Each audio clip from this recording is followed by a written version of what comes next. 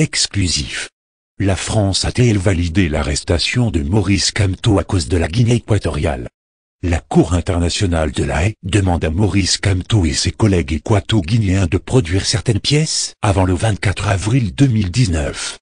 En effet, dans un communiqué datant de ce jour 15 février 2019, la Cour internationale de justice de La Haye, CIJ, organe judiciaire principal de l'Organisation des Nations Unies, ONU, par ordonnance en date du 24 janvier 2019, prescrit la présentation d'une réplique par la République de Guinée équatoriale et une duplique par la République française en l'affaire relative aux immunités et procédures pénales, Guinée équatoriale C.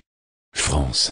La Cour a fixé au 24 avril 2019 et au 24 juillet 2019, respectivement, les dates d'expiration des délais pour le dépôt de ces pièces écrites.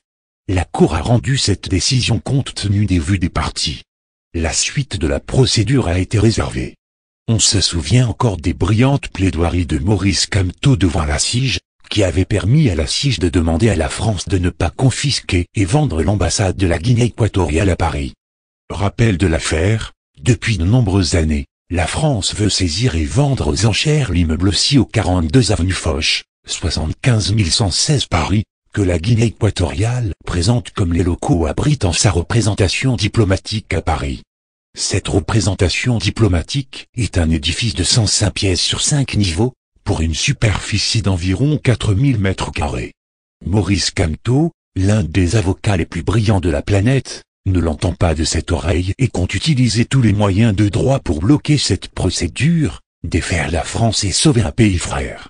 Rappelons pour finir que Maurice Kamto, prisonnier politique, est détenu illégalement dans les geôles insalubres du plus vieux dictateur du monde, Paul Biya, 86 ans et 37 ans de règne sans partage à la tête du Cameroun, l'un des pays les plus prometteurs du monde, mais qui sombre chaque jour dans les abîmes de la pauvreté à cause d'une caste de fainéants, voleurs incompétents à l'appétit financier gargantuesque. L'arrestation de Maurice Kamto est-elle liée à cette affaire? La France peut-elle profiter de cette curieuse séquestration de l'avocat au barreau de Paris Maurice Kamto, pour saisir l'immeuble abritant la représentation diplomatique de la Guinée équatoriale à Paris? Seul l'avenir nous le dira. Happy birthday Mr. President Kamto Maurice.